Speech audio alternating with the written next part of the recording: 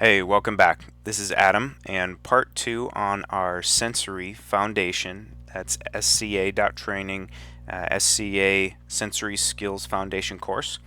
We finished with discussion on taste and flavor perception. We finished part one, and again, we were talking about gustation of flavor, the sensation of basic taste in coffee.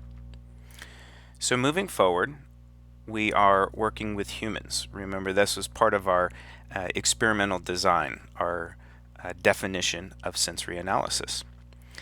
And we said we used humans as the measuring instrument. So how do we do that? Well, we all have four senses that we use to enjoy or experience coffee. We have the sense of smell, the aroma of coffee using our nose, and the olfactory system. So the olfactory system, or olfaction, is an important concept that we'll look at, especially when we get to the intermediate levels. The sense of taste, flavor, this is distinguished by the tongue and gustation, as we just talked about. The sense of touch is used to experience or enjoy coffee. We have a tactile sense. Tactile is an important word to help here. And the feelings or tactile sensations of coffee can be the body of the coffee. If it's heavy or light, temperature of the coffee, hot or cold, mouthfeel, etc. And we use our mouth and our tongue in general for all of these tactile sensations. Maybe on a cold winter day, even it just feels good to grab that cup. While that wouldn't show up on a cupping score, it is part of the experience. And then we have a sense of sight. The color of coffee, the presentation of coffee. You can see if it's, freshly brewed. A fresh roasted coffee will brew and look different even than older or stale coffee. So, we really don't apply too much with our ears unless you're spending a lot of time in the cafe. Then you'll be picking up things with your ears. But we don't judge the quality of coffee so much by the sound. All right, so then what contributes most to our taste perception of coffee? Is it the gustation, right? The tongue, we just talked about that. Actually, what contributes most to our taste perception is olfaction, an experience that combines those basic tastes with the aroma compounds perceived by retronasal action. Okay, an experience combining basic taste and aroma compounds perceived by retronasal action. Well, what's retronasal? Retro is back, and nasal is the breathing cavities. And again, in further episodes, we go deeply into this in intermediate and professional levels. But the sense of smell, the olfaction of coffee, is actually much more important than just what happens on your tongue and in your mouth, or rather on your tongue, because olfaction really does happen a lot in our mouth. Threshold path. Here we have a threshold path. This is kind of interesting, and this is just basic introduction for future use here, but there's a taste threshold, and this can be said of any kind of sense, but at first we detect something, right? We detect this as coffee, or we detect this as a beverage, and then we recognize, we bring some clarity to it. So recognizing that it is a coffee, and it is freshly brewed, or it is a hot coffee. So we start recognizing more specific things, and this happens in a millisecond, immeasurable shortness of time, and then finally an increase in intensity. Okay, so this is something that as we dwell on the coffee longer, we start to perceive, oh, this is a heavy-bodied coffee, or a light-bodied coffee, or this is highly acidic or less acidic, or clean in finish, or various attributes and adjectives that we'll talk about later. So this is a general threshold that our senses work through, and you can try to work this out. You can think about the steps in the threshold path for how you experience food. When you get home from work and you smell your roommate or your spouse is cooking something, and you recognize, you detect, and then you recognize, and you really have an increase in intensity of understanding. Okay, so we talked about working with humans. Now, humans are subjective, and they have different experiences or sensitivities. Well, what does that mean?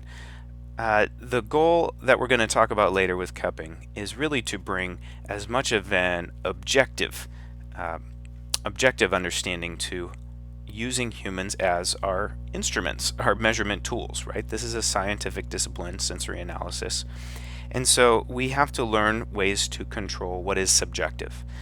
And we don't talk about it too much in this course, but at the intermediate and professional level, really distinguishing and identifying how we have biases. And sometimes those biases can influence the way we approach coffee. And so the experiments that we do, the cupping and quality control, it needs to be blind. It needs to have those variables controlled, which can influence our thought, even if it's not in the front of our mind, right? It could be unconscious bias that enters in. So what then contributes most to our taste perception in coffee? Again, I want to repeat the olfaction in coffee, that experience combining basic taste and aroma, compounds perceived by retronasal action. So let's move on here.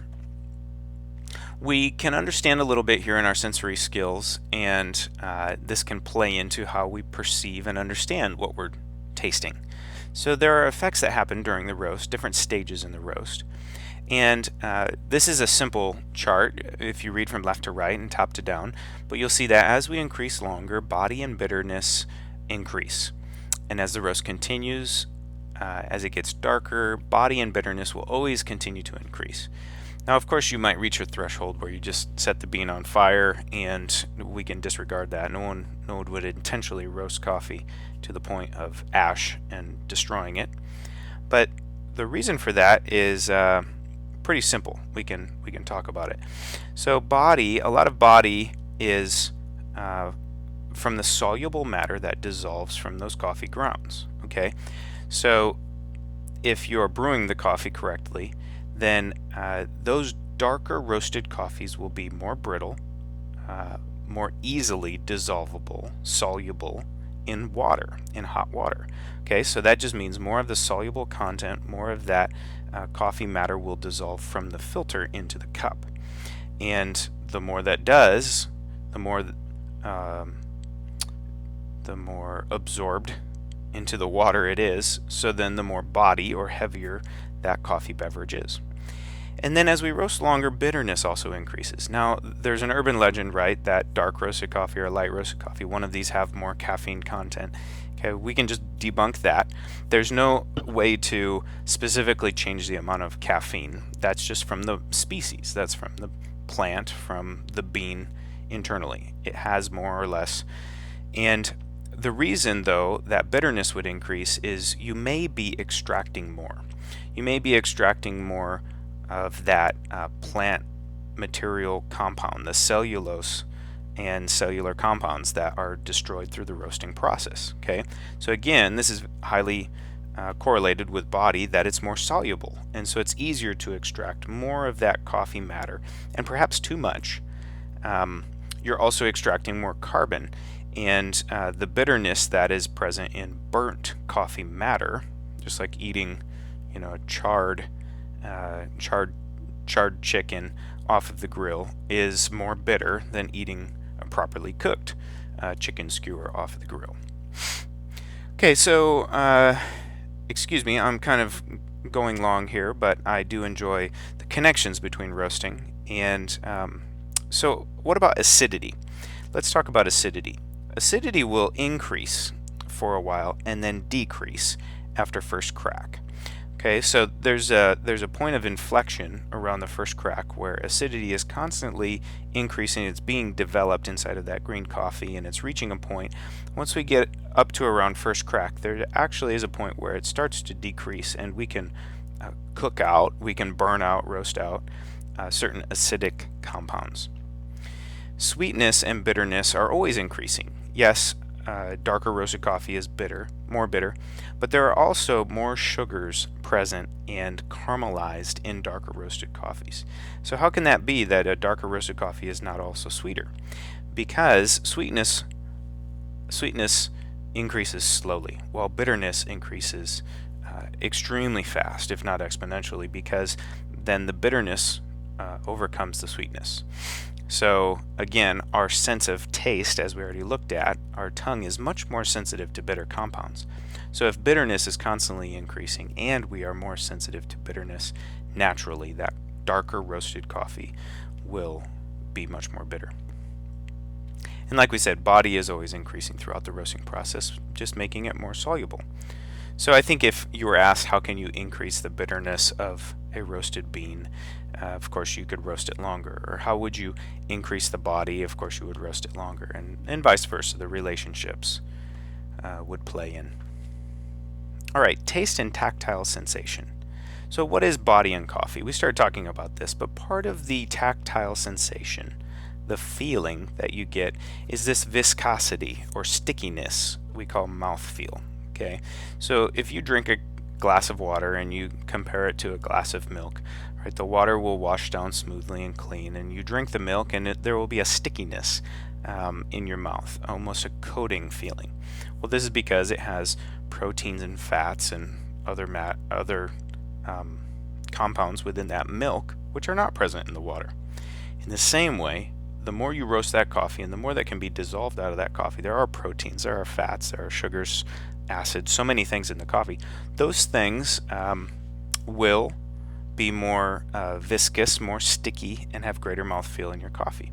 Also, those higher elevation, higher bodied coffees, denser coffees, those are a result of those materials being present in the bean, right? So the more healthy that plant was, the more healthy the fruit and coffee bean was, then the more compounds will be present. It will be a richer green coffee. Body then is tactile. And how might you become a good taster? Okay, this is an important question. Well, like we said again, regular practice, ongoing training, and then calibration. So how do you calibrate? Calibrating is part of what we said for overcoming your personal bias. Okay, so you might just be drawn to certain coffees and you might think they have better body because you really like the taste of them. But in fact, having the chance to cup in an environment with more coffees on the table and more people around the table to discuss the results afterward will provide you a better insight, right? It's hard to understand everything until we get out of ourselves and get into someone else's shoes. And so calibrating with people who are further down the road than us is an important aspect of our cupping experience. So what is not the job of a sensory cupping panel? If we're cupping coffees or if we're doing quality control, the goal is not to rate samples hedonically or by preference and liking. These are some positive descriptors that we might use. And you'll hear different descriptors used or see different things on coffee bags and labels. Sometimes that's popular. But it's important to standardize our language with the industry. So we'll talk about complex or fine, delicate or mellow, round, juicy, full, balanced, creamy, smooth, rich, silky. These are a lot of words to describe acidity and body in coffee. Some bad descriptors. We might say it's sour or it's harsh, acrid, acidic, sharp, flat, tea-like, watery, thin, astringent, rancid. So if you would hear any of these, or if you were to be asked what are some negative descriptors, you would say this, right? A highly acidic coffee could be a great thing, but you wouldn't call it sour, right? You'd call it complex or juicy or high acidity, right? You don't just call it sour. That's to say, oh, this coffee has too much acidity for me and I don't like it, therefore I call it sour. Well, that's just a negative descriptor. That's not a description of what's inherent in the coffee. So aligning ourselves with adjectives is also important as we're working with others around the cupping table. Okay, for the next section, we're going to move into a discussion more about aromas and the coffee tasting, the flavor wheels, different categories and families within coffee tasting.